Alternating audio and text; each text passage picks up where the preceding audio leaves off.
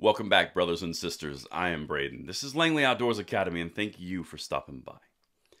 Alright guys, on this episode of the Bullet Points this morning, we have got to dive into something that I'm seeing in response to the horrific tragedy that happened in Illinois during a 4th of July parade yesterday.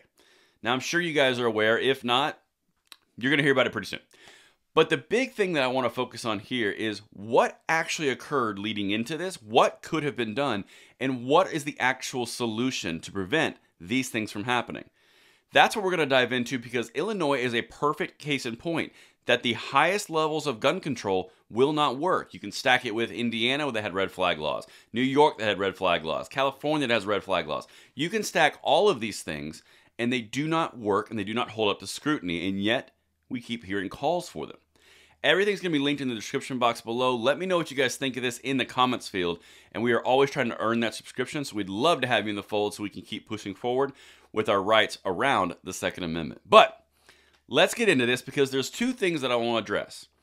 First, we have a sickness of our heart in our nation. We have a moral rot that is occurring, and I don't care who says it. You can look at what's happening in our culture and you can see signs of it everywhere. However, instead of focusing on the harder, deep-root issue of moral degradation, you're going to focus on the tool that's being used. So therefore, you get the institution of all sorts of infringing gun laws against legal, law-abiding citizens across the United States. We know that. However, let me show you this article from CNN. Again, it'll be linked, and then I'm going to show you that this person, this piece of human filth, was known to officers. Again, how often have we seen suspect known to police? This is a recurring theme, and the problem is not the end result of what tool they're using. The problem is the moral rot in our nation. The sooner that we focus on that, the sooner we will get in front of this. All right, let's dive in. Check this out from CNN. July 4 parade slaughter again shows nowhere is safe from America's mass killing contagion. This came out earlier this morning. Quote from J.B. Pritzker, the governor of Illinois. It is devastating that a celebration of America was ripped apart by our uniquely American plague, Illinois Governor J.B. Pritzker said. Quote, a day dedicated to freedom has put into stark relief that one freedom we, as a nation, refuse to uphold. The freedom of our fellow citizens to live without the daily fear of gun violence. Okay, so there's the obligatory plug for gun control. I'm not going to go into any of the details because, like I said, on this channel, we don't do any of that. There's no glorification of this evil behavior. But I want to show you something, because in the light of the Senate bipartisan bill that just passed, CNN is running cover for that gun control that passed, because interestingly enough, all the things that were in that Senate bill are in play in Illinois. Again, they did not work. Check this out. The Highland Park mass situation is the first to come to national attention since the passage of the first major gun safety legislation in Congress in a generation.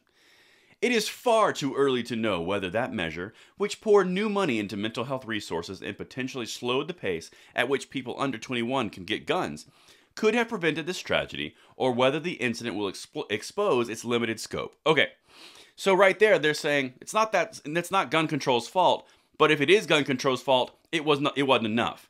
Well, let me show you what's actually in place in Illinois that they say would have prevented this, but did not. Check this out.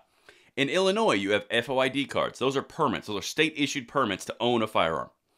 You have mandatory waiting periods of 3 days. Gun control, check. You have ban of ghost guns. They say that worked. Check. Universal background checks. Check. Red flag laws. Check. All of these things are the wet dream of the gun control lobby, and they say that they would work, but they continually fail. Short, off the top of my mind memory, you've got Indiana last year. You have the kid in, I believe it was Michigan. You had Uvalde. You had Buffalo. All these places where red flag laws and all the signs were just blatantly missed, and they were known to police. How often does this have to occur in this exact same scenario until you realize that these laws that are in place will not work, not because laws are not well-intentioned by whatever person's put them in place. It's because they rely on an apparatus of government to effectuate them. You've got an infringement of the Second Amendment rights across the board for every individual citizen in Illinois, but then the police just didn't do anything. The problem is, the social contract that is happening when gun control is passed is we're going to give you my rights. We're gonna say these are reasonable sacrifices for the safety of everyone, but then police do not end up holding up their end of the bargain. Government does not end up holding its end of the bargain. So what you're left with is the exact same outcome, less rights across the board, and the government goes, well, it's because we need more power.